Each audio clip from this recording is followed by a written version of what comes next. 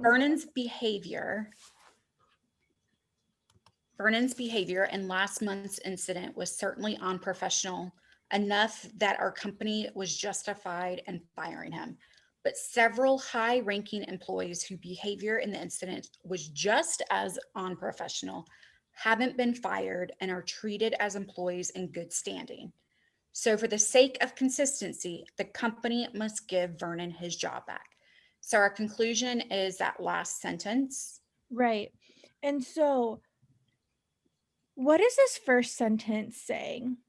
So it's saying his behavior in this incident that happened last month was certainly unprofessional enough, so sufficient that our company was justified in firing him. So Vernon's behavior was sufficient for firing. Right. All right, so what is our second sentence saying?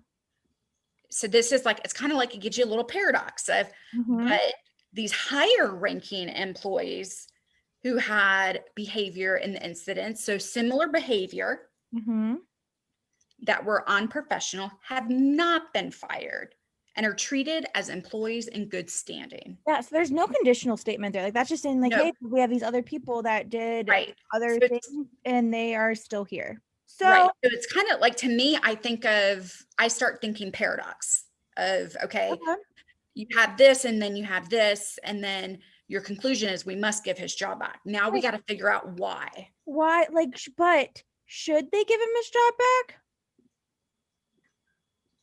No, it's not a should. They're just saying for the sake of consistency. Right. So for the sake of consistency, must they give him his job back? And I would say for the sake of consistency. So if I rape someone Mm-hmm. and I get 5 years in jail and someone else rapes someone and doesn't get anything, does that mean that for the sake of consistency, I should get let out of jail? No, you really need to look back at the other person that did not go to jail. Yeah. Yeah, so you really need to be looking at why were these people. Yeah, like we're not saying like it's okay to be bad. My problem is for the sake of consistency, why weren't these people fired? Right. It almost, because it feels like they were kind of given because they have high ranking employees, like they might be VPs, doesn't mean they get to go off and snort cocaine or I don't know. So is the only way to be consistent is that Vernon get his job back?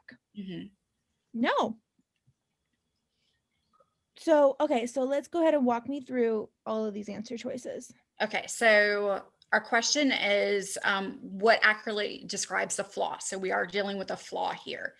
And that flaw is for me, I automatically thought what is true of this conclusion has to be true for all. That's kind of that was my prediction. And so now let me go through these because I don't remember the answer. So A, illicitly using a key term in different senses during the course of the argument. I know because I've already gone through it and read it, at no time are they using equivocation, using the term. They're not doing that. So that's 100% no. B, confusing behavior that is sufficient to justify an action with behavior that is required to justify that action. I would leave that just because in my mind, I know at the top we were talking about that very first sentence did bring in a sufficient condition. So I would leave it and keep going. C, offering as its primary evidence a premise that is equivalent to the argument's conclusion. For me, I feel like I just want to say no off the right. Yeah. I don't even know what to say. Offering as its primary evidence a premise. Right. That is equivalent to the argument's conclusion. Is this trying to say circular reasoning in a fancy way? Yes. If I remember right, that circular reason, I'm like, that's not what they're doing here. No. Okay. D, treating behavior that can sometimes result in a certain consequence as behavior that always results in that consequence. So this is I don't remember the answer choice, but this is what I had picked. Okay. And why I had liked it yesterday was because of, it kind of went into my first prediction was So treating when it says treating, one for the whole, like, okay, so when it's saying treating behavior, what were you thinking was the behavior? behavior. So it was this, because they kept saying behavior, and I get what you're saying, because they never say, or I mean, so unprofessional you behavior. would have to say like the only thing that would fit here would be unprofessional. So Yeah, unprofessional behavior. you're treating unprofessional behavior that can sometimes result in a certain consequence as a behavior that always results in that consequence. I don't think that's what we do. Right. And so looking at it now, like that second go around of looking at it, I can't figure out why I picked it the first time. And I still had 10 minutes left. I could have sat on it. But I still picked it. So looking at it now, I would say no, because that's not what we're doing. Like that would be a good thing if we did that, but that's not how we get to our conclusion. Right. And then E, inferring that one specific response to a problem is necessary. And so right there, I would say no, because we weren't dealing with a necessary. We were dealing with a sufficient at the very. Okay, so you're taking this necessary to mean like like this literally could just be like the word necessary. Okay, so is necessary without considering like put needed in there, inferring that one. Okay, so inferring that one specific response to a problem is needed without considering another equally supported response. So this one is saying the flaw is we only gave one option and we didn't think of other options, and that's not what they're doing. Yeah, no, it's 100% what we're doing. It is? Oh. Yeah, because we said this is what I predicted. So for the sake of consistency, we must give Burden his job back. No, for the sake of consistency, we should fire these people.